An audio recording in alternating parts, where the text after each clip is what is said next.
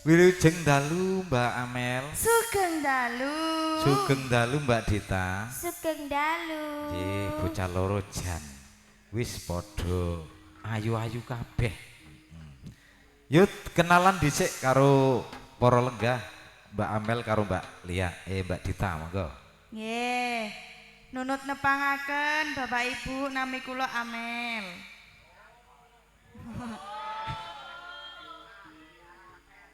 Nggih. Apa Mas? Lah si sapa? Sapa Won? Dewi po. Dewi wis ana sing duwe. Aja Dewi wae. Ayo Mbak Dita. Ji, nami kula Dita, kula saking Puring, Kebumen. Oh, Mbak Dita iki putrine Roko Masubur, seniman kondang teng ketoprak uga dalang. Mulane yo putrine nurun dadi seniwati, ngono ya, Mak. Yo Mbak Dita karo Mbak Amel coba diketokke bakate li dadi seniwati. Mengkono Mak. Yo Mbak Amel.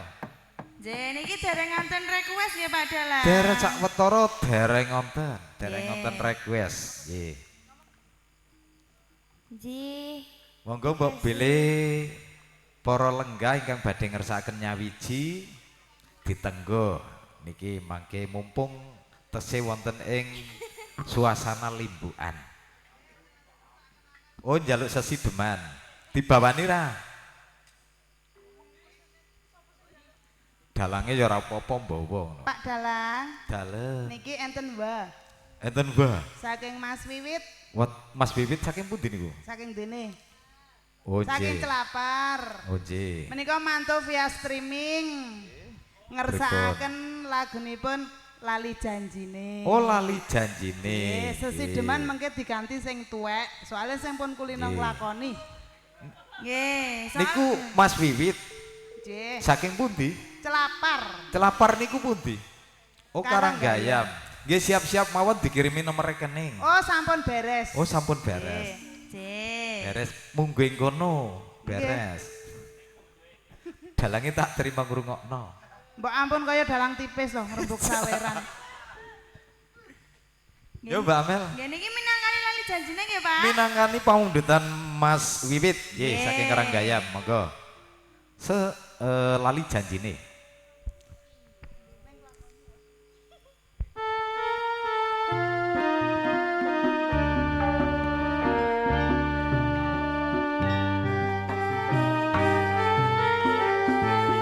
Ya ya yo, ya yo.